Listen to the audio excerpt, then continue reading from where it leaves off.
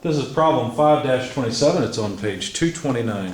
As an airplane's brakes are applied, the nose wheel exerts two forces on the end of the landing gear as shown. Determine the horizontal and vertical components of the reaction at the pin C and the force in strut AB. All right, so let me sketch the problem. I've got a wheel something like this. Not a very good wheel. I hope the airplane I'm riding on has a better wheel than this one.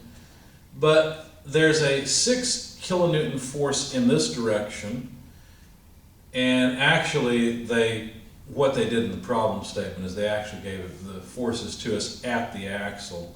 So 6 kilonewtons and 2 kilonewtons. And then the supporting structure looks something like this. So the airplane body has a couple of pivot points on it. And then there's a support strut between points B and A. And then of course there's a main support at C. And the height here, I misread this initially, solved the problem wrong, but the height is 0.4 meters, and I made the height to the next one 0.4, but it's not. Actually, this height is 0.6 meters. So we've got a total of a meter from center of the wheel vertically up to CB. The angle of this this main strut is 20 degrees. And the angle between these two is 30 degrees. Beyond that, I think that's all we're given. And what we'd like to do is find these reactions. So one thing that's important to note is that AB is a two-force member. And so what that means is that the force on or in that member has to lie along the direction between points A and B. Even if the link is curved or something, it doesn't matter. The force at B and at A must lie along that line because AB is a two-force member. Notice that CA to the center of the wheel is not a two-force member, right? There are forces at this end, there's a force in the middle of the beam and forces at the end. So this beam could have bending in it, whereas this one cannot, okay? So let's start off with a free body diagram, as usual. And what I'm gonna do is take member CA to the center of the wheel as the free body, because that way I can put my 6 kilonewton and 2 kilonewton load on it. Not much of an N, there we go. I can put the reactions CY and CX at the other end, at this pivot end. And I can apply the force FAB from the strut, the supporting strut, onto the, well, it's not exactly the center, but near the center of the beam. Now, one important thing is to get the angle here. That makes our life a little easier. So if you think about it, if we go from 20 degrees, well, if we go from vertical 20 degrees over, we're on this line. Then if we go over a further 30 degrees, then we have gone over a total of 50. And to get to perpendicular to the original line, we need a total of 90. So that's 40 more degrees. So let's just note that angle of FAB is 40 degrees with respect to horizontal. All right. So I think the best way to proceed is to sum moments about point C, because that'll eliminate CX and CY and give me FAB immediately. So I started off summing moments about point C, taking counterclockwise as positive. The sum better come out to 0.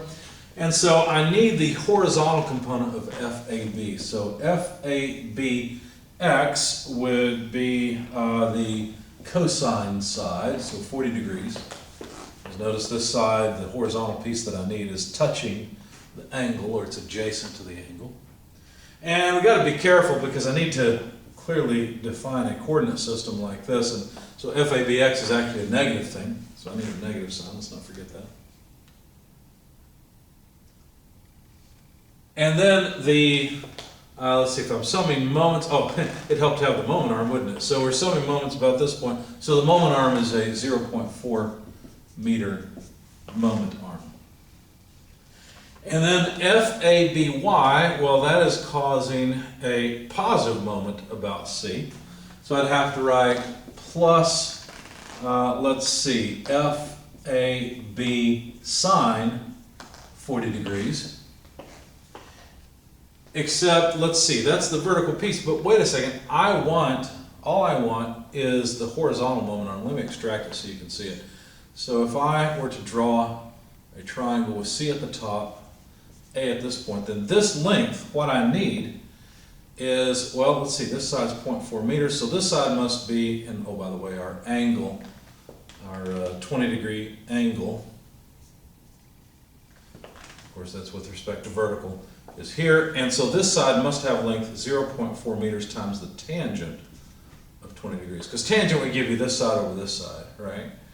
And so we just need to multiply 0.4 by it. So anyway, the moment arm for the vertical component of FAB is that number I just came up with, 0.4 meters tangent of 20 degrees. We're not done yet. I'm just out of space. I'll have to go to the next line.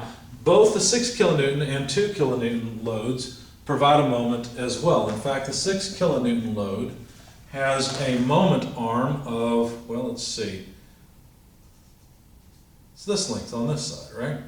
So notice the only difference between these two trials, well, one's upside down or rotated 180 degrees from the other, but they're similar triangles.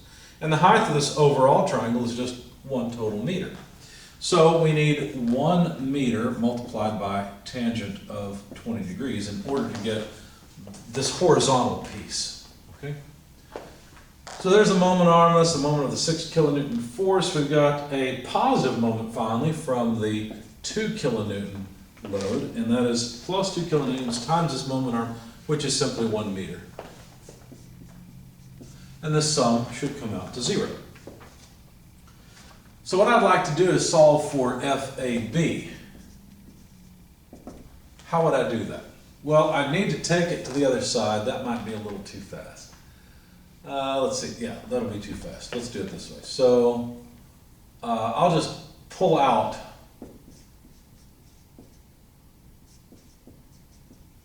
the multipliers on FAB, so factor out FAB, plus sine 40 degrees times 0.4 meters times tangent 20 degrees. Okay. And then on the other side, so I'm not saying this is equal, I'm saying this equation implies, leave all this on one side, take these to the other side, 6 kilonewtons, this becomes positive, 1 meter tangent 20 degrees minus 2 kilonewtons times 1 meter. Okay? So now to get FAB, all I've got to do, I'll use the magic of the whiteboard. So FAB is this divided by its multiplier. Negative cosine 40 degrees, 0.4 meters, plus sine 40 degrees times 0.4 meters times tangent 20 degrees. There we go. So now we have solved for FAB. Let's check the units. What have we got? Meters, meters, meters. Looks like all the meters cancel. And we'll be left with kilonewtons. So when I plugged the numbers into my calculator, I came up with about negative 0.8637 kilonewtons. Now that's the force in member AB, and that's something that we were asked to find, so I'm going to put a box around it. What does that mean? That means I assumed the wrong direction. That means the FAB is actually pulling back on this strut. Okay? All right. Now let's sum forces. I don't think it's triangle anymore, I don't think. Let's sum forces in the horizontal direction. Let's see, what do I have? Well, I got 2 kilonewtons, external applied load. I've got a horizontal component of FAB, but notice it's going to actually be to the right. All right?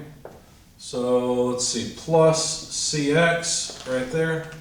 And then for FAB, in my equations, I went ahead and said, well, you know what? I'm going to plug in the magnitude. I mean, I know it's a negative thing. I'm going to leave this direction this way and write negative FABX.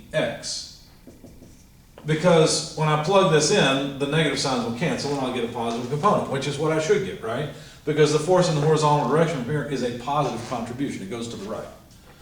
So I'll just leave it as it is. That way I don't confuse myself later. So what this allows me to do then is to calculate CX. So CX is equal to FABX, by taking this to the other side, minus 2 kilonewtons. Now FABX is FAB times the cosine of just 40 degrees. That's 2 kilonewtons. And so CX comes out to about negative 2.6616 kilonewtons. So there's Cx. If we sum forces in the y direction, what do we get? Well, summing forces in the y direction, we've got 6 kilonewtons. That's that piece. We'll have plus Cy. And just leaving the vector the direction I've drawn it, we'd have minus FABY. Again, when I plug this negative in here, those two negatives will cancel. And in fact, FAB points upward. So solving for Cy, we'll get, let's see, FABY minus 6 kilonewtons. But FABY is the same thing as FAB times the sine of 40 degrees.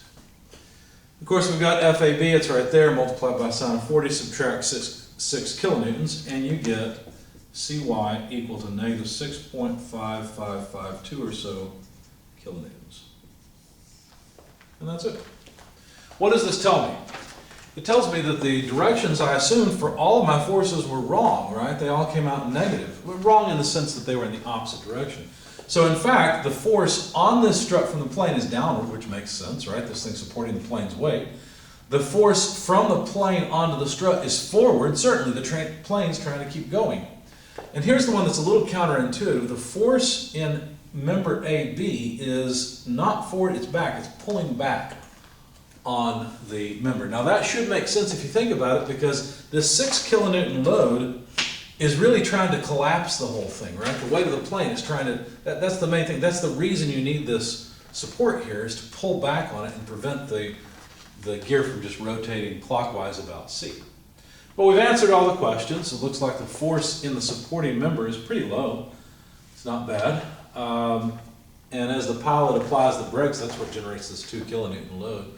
But as the pilot applies the brakes, then what happens is you notice we end up with a fairly low amount of force in this supporting member AB. So that's the things that they asked for.